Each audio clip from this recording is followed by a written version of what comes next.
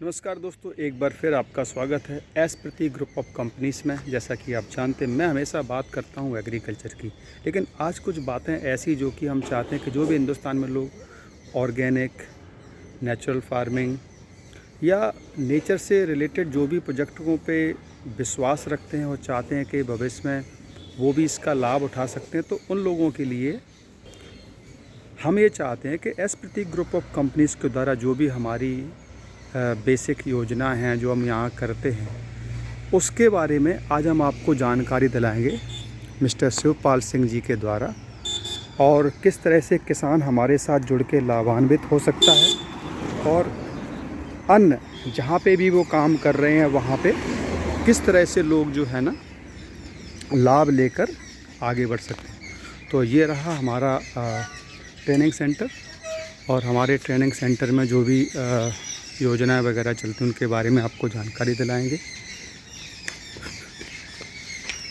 बहुत सारी खाद हो गई, बीज हो गए, सब यहाँ उपलब्ध रहते हैं किसानों के लिए। लेकिन मेन क्या क्या है अपने यहाँ पे, उसके बारे में आपको जो है ना हम पूरी जानकारी दिलाते हैं। हमारे यहाँ पे जो है ना S Prateek group of companies का जो मेन ब्रांड है वो ये KSP है, KSP farm, KSP brand, okay, जहाँ पे हमारा कोशिश रहता है 100% nature pure and safe product, okay.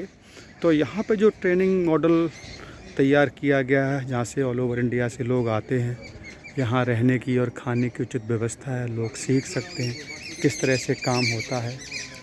और जैसे लाभ यहाँ पे मोरिंगा के पेड़ वगैरह भी हैं, और लगभग जो है ना 50+ तरीके के पेड़ पौधे भी यहाँ पे लगाए गए हैं। लेकिन एग्जैक्टली क्या क्या योजना है वो जो है ना हम आपको यहाँ पे जानकारी दिलाते हैं। ऐसा ना भाई, ये भी फ्रीडम है कि 8 टन की लगे, 12 टन की लगे, 15 की लगे, 18 की लगे।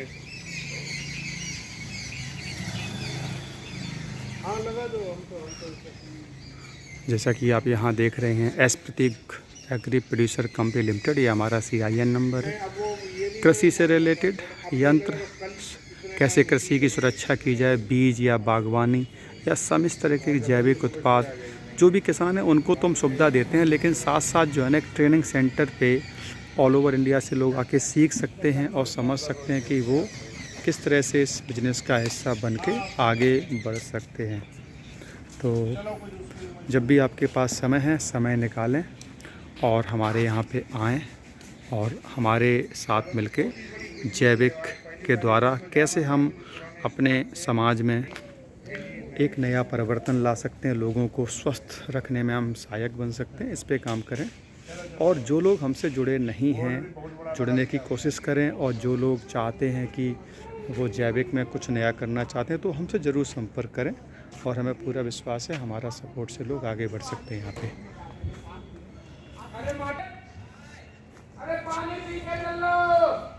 ठाकुर साहब नमस्कार।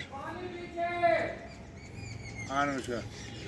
ठाकुर साहब, सबसे पहले तो बहुत बहुत धन्यवाद। यहाँ पे जो भी सेटअप हमने देखा समझा एस प्रतीक ग्रुप के द्वारा, हम ये जानना चाहते हैं कि आज के डेट में किसानों के लिए क्या बेसिक 2026 में आपका टारगेट है कि यहाँ के किसान जो है ना अधिक से अधिक आपके साथ जुड़ के लाभ ले सकते हैं।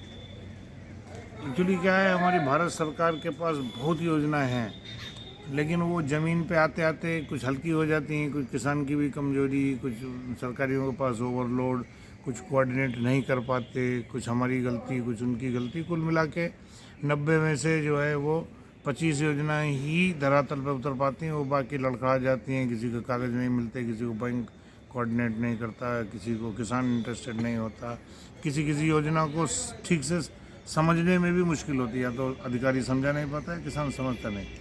फिर भी हमने ये कोशिश की है कि हमने सभी अधिकारियों से और किसानों के बीच बीच में मीटिंग कराते हैं, उनका कोऑर्डिनेशन कराते हैं, उनकी तकलीफ़ें एक दूसरे की शेयर करते हैं।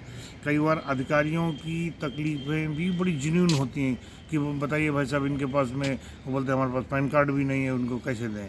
तो बिना पैन, बिना आधार, बिना बैंक अकाउंट, बिना फ़ोन, आजकल किसान ऐसे भी हैं आज भी जिनके पास जो है एंड्रॉयड फ़ोन नहीं है, फ़ोन ही नहीं है, फ़ोन नंबर भी नहीं है। अब वो करें योजनाओं का तो सब लिंक करना पड़ता, तो ये सब दिक्कतें आती हैं। बट फिर भी लोग भी जागरूक हो रहे हैं और मशीनरी भी जागरूक हो रही है, और इस 2026 में हमने एक बीड़ा क्या लिया है जी सर। कि जो भी योजनाएं हैं उनको सरल तरीके से किसानों को बीच बीच में मीटिंग करके समझाया जाए और किसानों और अधिकारियों के बीच में एक समन्वय स्थापित किया जाए जी कि भाई ये इसका कागज़ का विकल्प ये भी हो सकता है और क्यों ना इससे काम चला लिया जाए और सब लोग बैठ के आपस में बात कर लें और उसका कुछ ना कुछ स्वरूप निकाला जाए। तो आजकल ये पीएम एफएमई योजना में बीच में एक ट्रेंड हो गया था, लोगों ने सोलर लगाया, चक्की लगाई और बोले योजना हो गई। जी तो अभी हमने कहा कि नहीं भाई, एक ही तरफ की योजनाओं में क्यों जा रहे हैं भाई। आजकल कोल्ड प्रेस ऑयल निकालने का एक प्रचलन है, लोगों की रिक्वायरमेंट है तो कोल्ड प्रेस आइस निकालिए। डिहाइड्रेटेड वेजिटेबल का प्रचलन है तो सब्जियां सुखाइए ताकि लोगों को बचे। इसके अलावा और कई चीज़ें हैं, जैसे लोग मिलेट पे सर बहुत ध्यान दे रहे हैं आज की हाँ, डेट में। मिलेट पे ध्यान दे रहे हैं क्योंकि मिलेट के खरीदार अब शुरू हो गए। जी अब सर। हमारे पास ही मिलेट के 6 तरीके के आटे बनते हैं डिफरेंट डिफरेंट कॉम्बिनेशन में। जी सर। तो हम अब तक जो है मध्य प्रदेश से, कर्नाटक से, उत्तराखंड से और उड़ीसा से मंगाते थे मिलेट्स। अब धीरे धीरे हमें हरदोई से मिलने लगे, शौरिक से मिलने लगे। जी। मतलब कन्नौज में अपने आप में लोगों को पता लग गया ये लेते हैं, तो जो भी इनको फ्री बीज मिलता है डिपार्टमेंट से, तो वो बोला कि चलो भाई डाल दो, कुछ होगा तो लेने वाला तो बैठा हुआ है। तो मिलेट का भी उसमें योगदान बढ़ा। दूसरा, अभी कुछ लोगों में बड़ी रुचि हो रही है कि कुछ ना कुछ बागवानी की जाए। कुछ सैजन के बाग लगा रहे, कोई किन्नू के लगा रहे, कोई नींबू के लगा रहे, कुछ उसके बीच में सैफसली में अपना अदरक लगा रहे, कुछ हल्दी लगा रहे। तो ये भी उन्होंने एक अल्टरनेट के तौर पे अपनाया हुआ है। और जैसा कि हम पिछले कई मीटिंगों में बोल रहे थे कि आलू या तो हम छोड़ देंगे या आलू हमें छोड़ देगा। जी सर। तो आज की पोजीशन में आप खुद लगा लो कि हमने आलू छोड़ दिया या आलू ने हमें छोड़ दिया है। मैं कहीं ना कुछ ऊपर नीचे रेट में होंगे, यील्ड में होंगे, तरह तरह की बीमारियां बढ़ेंगी क्योंकि लगातार एक ही तरफ से हम लोग आगे बढ़ते जा रहे हैं कि बस एक ही फसल चक्र पे चल रहे हैं पिछले 20 साल से। इससे पहले 20 साल चले सोयाबीन उसके सनफ्लावर के साथ में, सनफ्लावर हमको छोड़ गया। अब हमने सनफ्लावर की जगह मक्का आलू, तो कोई न कोई या तो मक्का फेलियर होगी या आलू होगा। आज की रिपोर्ट ये है कि पुराना आलू फेंका जा रहा, नया आलू 250 रुपये की बोरी बिक रहा है। और ये भी एक रिपोर्टें मिली कृषि विभाग से ही कि आलू की इतनी गंदी और इतनी ख़राब हालत है कि लोगों ने कहा कि अब तो रेट बढ़ने नहीं है। कुछ लोगों ने तो खेत ऐसे ही जोत के गेहूँ बोना शुरू कर दिया। कुछ लोगों ने कहा कि गेहूँ 50 किलो आने दो बीघे में, कम से कम भूसा तो 5 कुंटल आएगा। तो आज भी लोग आलू निकाल के फेंक रहे और उनका टारगेट ये है कि 15 जनवरी तक भी हमें अगर गेहूँ बोने को मिल जाए तो हम गेहूँ बोएंगे और गेहूँ से कुछ तो मिलेगा, ये आलू से निजात पाएँ। तो ये बड़ी दयनीय स्थिति है और ये हमको छोड़ने जैसी स्थिति में आ गया आलू। या तो आलू हमें छोड़ रहा है या हम आलू को छोड़ रहे हैं।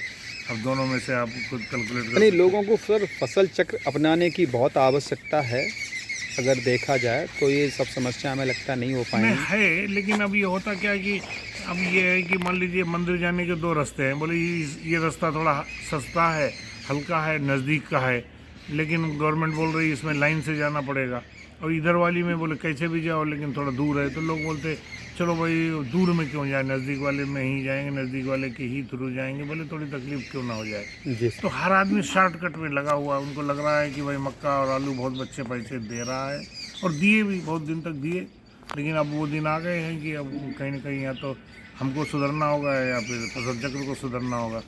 तो कहीं ना कहीं समन्वय बनाना होगा, प्रकृति के साथ जैविक पदार्थों का संचय कराना होगा, गोबर की खाद डालनी होगी, जैविक में हमको जूझना पड़ेगा। और हम तो दो गलतियां कर रहे हैं, तो फसल चक्र नहीं अपना रहे, चेंज नहीं कर रहे और केमिकल फर्टिलाइज़र से खेती कर रहे। तो ये तो ऐसा हो गया ना कि जैसे कोई मशीनरी है, बिना इंजन ऑयल के सिर्फ पेट्रोल डाल के आप चला रहे और चलाओगे तो पता लगा एक दिन बुर्र करके बंद हो गया और जब खोला जाएगा तो नीचे बुरादा निकलेगा लोहे का, पूरी गरारी घिसी हुई निकलेंगे, गियर बॉक्स होगी ये वो। तो हमें 2 चीज़ों की ज़रूरत है कि नई चीज़ों का आविष्कार करें, फसल चक्र अपनाएं, नई चीज़ों को ट्राई करें, नए कृषि यंत्र, नई टेक्नोलॉजी, नई रिक्वायरमेंट जो बाज़ार में चल रही है उसके साथ चलें और खेतों में जैविक जीवांश बढ़ाएं, कार्बन बढ़ाएं, गोबर की खाद डालें, केंचुए की खाद डालें, हरी खाद डालें। नहीं तो अगर ऐसे ही अगर ये पोजीशन रही तो अगले 5 साल में खेती में जो पैदा हो रहा वो भी होना बंद हो जाएगा।